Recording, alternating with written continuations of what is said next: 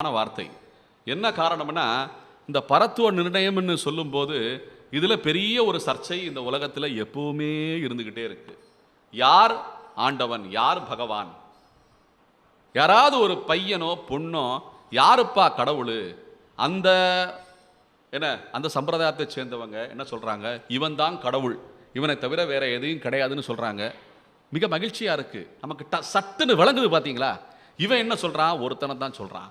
அப்ப நாம ஏன்பா இத்தனை கடவுள்களை வைத்திருக்கிறோம்?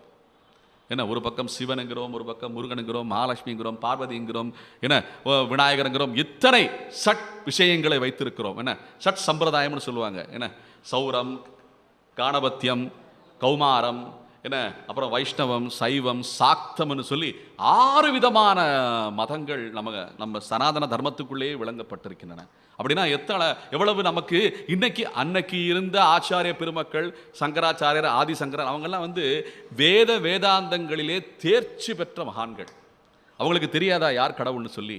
இப்போ சங்கராச்சாரியார் பார்த்தோம்னா, ஆதிசங்கரர் பார்த்தோம்னா, அவர் என்னதான் எல்லா தெய்வங்களையும் வணங்கும் விதமான வேதாந்தத்திலே தேர்ச்சி பெற்றிருந்தாலும் மோட்சம் வேண்டும் என்று, அந்த உயர்ந்த ஸ்தானத்துக்கு செல்ல வேண்டும் என்று முயற்சி பண்ணும்போது பஜகோவிந்தம் என்ற உத்தரவு சிவபெருமானே கொடுத்திருக்கிறான் ஆலோசனையாக. ஆகையால் தான் பஜகோவிந்தத்தை அவர் இயற்றி இருக்கிறார்.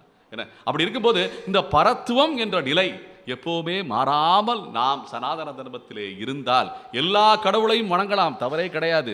ஆனால் கடவுள் ஒருவன் தான் என்ற நிலையை நாம் அனைவரும் ஒரு சேர சேர்ந்து ஒரே மாதிரியாக இருந்தால் எந்த பிரச்சனையும் கிடையாது.